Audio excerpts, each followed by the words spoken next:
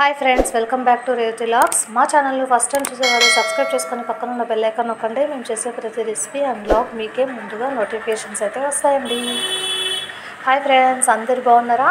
మేము కూడా బాగున్నాం, మీరు కూడా బాగుండాలని మనస్ఫూర్తిగా అయితే కోరుకుంటున్నాను. మా ఛానల్ను ఫస్ట్ టైం చూసేవారు సబ్స్క్రైబ్ చేసుకోండి. ఆల్రెడీ సబ్స్క్రైబ్ చేసుకున్న వాళ్ళకు చాలా చాలా థ్యాంక్స్ అండి. ఇవాళ అయితే డైలీ వ్లాగ్ చేస్తున్నాను, సండే వ్లాగ్ అండి ఇది. ఫస్ట్ అయితే మా అమ్మ అయితే పొంగనాలు చట్నీ అయితే చేద్దాం అనుకుంటున్నాను. మా అమ్మ అయితే అన్నీ కట్ చేసి ఇస్తుంది. ఇవైతే మొత్తం పచ్చిమిరపకాయలు, టమోటా, ఉల్లిగడ్డ ఇలా ఇవన్నీ తీసుకున్నాను. మొత్తం ఇవి కడిగేసి అయితే పెట్టేస్తున్నాను మగ్గించుకోవడానికి. చట్నీ, పల్లి చట్నీ అయితే చాలా బాగుంటుంది.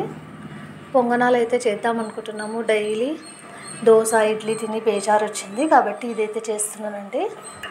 ఆయిల్ వేసేసి పొయ్యి మీద అయితే పెట్టానండి, గ్యాస్ మీద.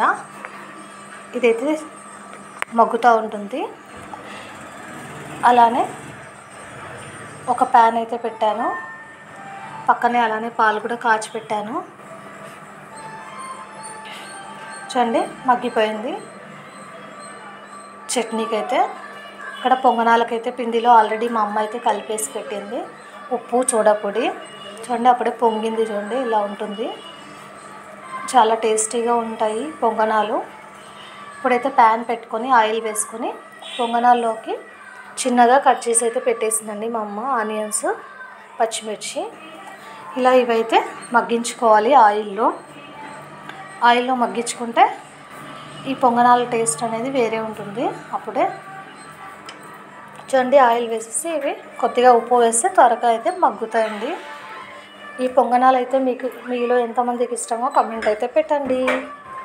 చూస్తున్నవారు ఒక లైక్ అయితే కొట్టండి. చూడండి ఇలా ఆయిల్ బయటకు వచ్చే వరకు వేయించుకోవాలి. చూస్తున్నవారు ఒక లైక్ అయితే కొట్టండి.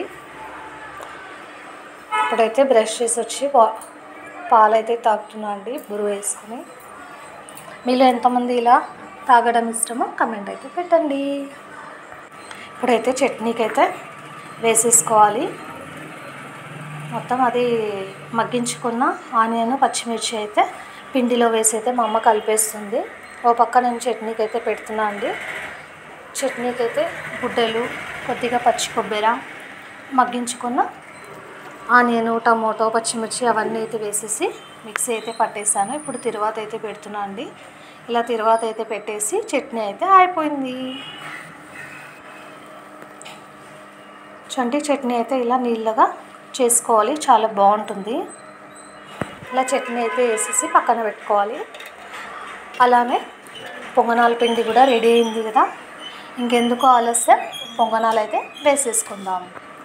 స్టవ్ అయితే ఆన్ చేసుకొని పొంగనాల ప్యాన్ అయితే ఉంది, అదైతే పెట్టేసుకొని కొద్దిగా ఆయిల్ రాసుకోవాలండి. ఇంకా చిన్నది కూడా ఉంటుంది, మా ఇంట్లో పెద్దది ఉందండి. చెప్పాను కదా మా ఫ్యామిలీ పెద్దదని. ఈ పొంగనాల పెంచు అయితే చాలా పెద్దది.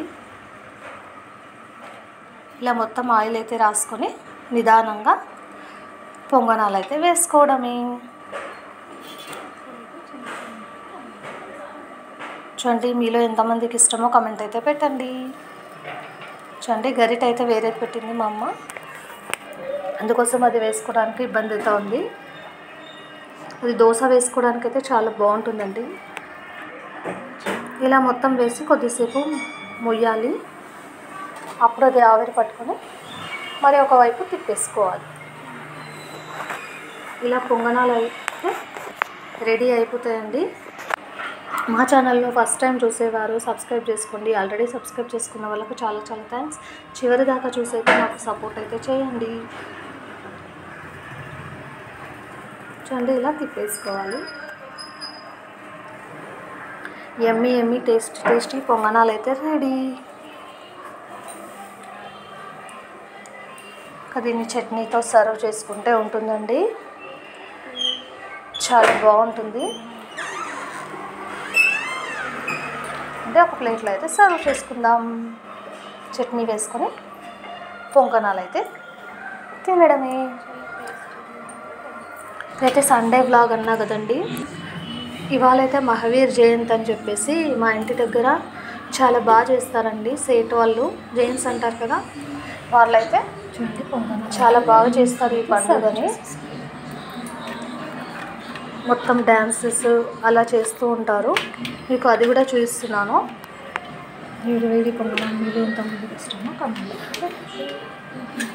చూడండి, ఈ పొంగనాలు అయితే రెడీ. ఇప్పుడైతే మా ఊర్లో ఎలా జరిగిందో మహావీర్ జయంతి చూపిస్తాను.